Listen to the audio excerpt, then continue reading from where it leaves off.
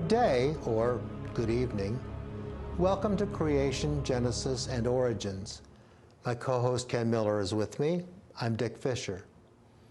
When the Apostle Paul set out on missionary trips to plant churches in Syria and Turkey, he would visit synagogues to find Jews who would listen to the good news that the Messiah had come.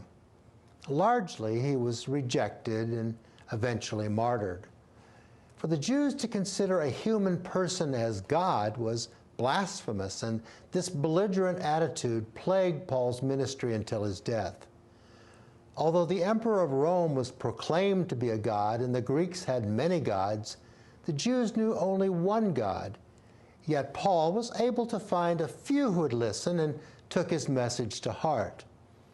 Not particularly committed to a one-God concept, Paul found Greeks and Romans to be more receptive, and they became an integral part of those early congregations. Followers of the Way, as the early church was called, consisted of Romans, Greeks, and converted Jews who would pray, take communion, and read the scriptures aloud at weekly Sunday meetings. Although they may have had a letter or two in their possession, the Greek Septuagint version of the Old Testament was the object of weekly reading, as Greek was widely understood at that time, and the first book, Genesis, would be a likely starting place.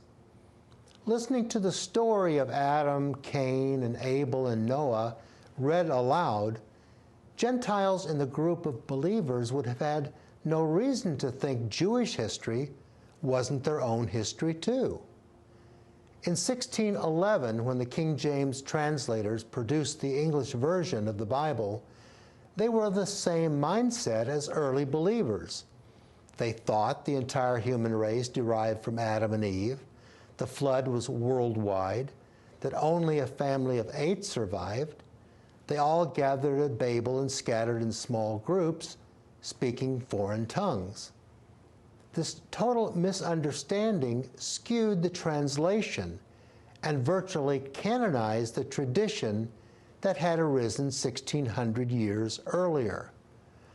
More recent translations have modernized the language to some extent, but because of insufficient knowledge of the history of the ancient Near East and its relevance, tradition marches on undeterred by an abundance of contrary evidence. Only within the last 200 years has the scholarly world been in possession of the history of the ancient Near East, written on cuneiform tablets inscribed in Akkadian and Sumerian languages. This newfound evidence could revolutionize how we understand Genesis.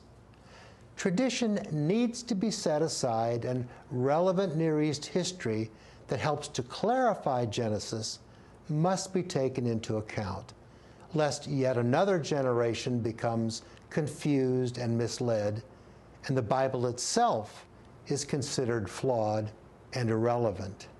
It is in the spirit of finally putting right what has been wrong for 2,000 years, a revised King James Version is introduced in the hopes that translators of modern versions will reach the same conclusion and chart a similar course. When the King James translation of the Bible was produced in 1611, nothing was known of geology.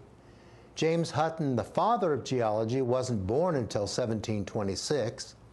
Anthropology was an unknown science, and the history of the ancient Near East has come to light only since the late 1800s.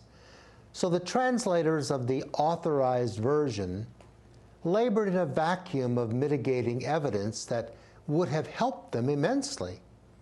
The result is that Genesis in the King James Version virtually is stuck in the 17th century. One might think that modern versions would have corrected any discrepancies in Genesis 1:11 embedded in the King James Version by now. Such is not the case. Although some words have been updated, the overall impression Genesis gives in all versions essentially has remained unchanged. Although some Genesis commentaries have paid lip service and acknowledged that certain parallel accounts predate the Genesis narrative, This has not been reflected in modern Bible versions due largely to the fact that not enough evidence had been accumulated to alter a biblical scenario that has become time-honored and ingrained in Christian theology. Enough documented evidence has been compiled by now to permit the necessary revisions to the original King James Version and bring Genesis 1 to 11 into the modern era. The Revised King James Version places the historical account entirely within the context of the ancient Near East, from approximately 7,000 years ago to 4,000 years ago, that encompasses the Genesis 2 through 11 narrative. There is no deviation here in cosmological or geologic time as commonly understood and incorporated in typical science textbooks. Likewise, there is no deviation in anthropological terms from what is commonly understood concerning the length of time human beings have lived on planet Earth. Adam is understood as a historical personality, the first of the covenant race, the federal head of mankind, and was introduced by God to usher in a new era of accountability. Adam lived roughly 7,000 years ago in southern Mesopotamia, present-day Iraq. The Mesopotamian flood in Genesis 6 through 9 occurred approximately 2900 BC, according to many Bible scholars, and was judgment upon the Adamic race. Even the Bible itself permits survivors. The Genesis 6:4 Nephilim, translated giants in the King James Version, survived the flood as they were ancestral to the Anakim, Numbers 13:33. Sumerian scribes in several Mesopotamian cities produced a common list of kings who reigned in the pre-flood period before the flood swept them over.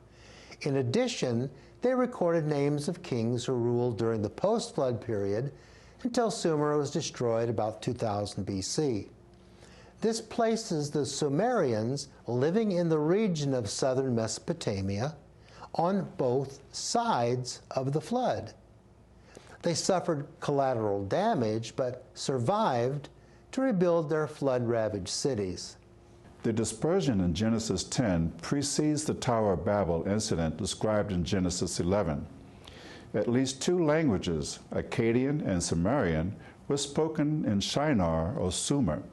The writer of Genesis would not have intended to convey that one universal language was spoken throughout the world. Furthermore, after the incident, no radical change in the basic language occurred, as recovered texts show Semitic nations continued to speak and write in related Semitic dialects. The starting point of understanding Genesis comes from knowing that what was passed down to the children of Israel, beginning in Genesis 2, was an abbreviated history of their race, the covenant race, not the whole human race as it has been popularly misunderstood and misinterpreted. This translation effectively puts into the heads of the King James translators what they would have known about Earth history and science and ancient history had they been living in the 21st century. Beginning with Genesis 1, we will show the original and the revised text and its related rationale. Remember, none of the original Hebrew text is changed at all. We're only suggesting a revision of the English translation with the benefit of present-day knowledge.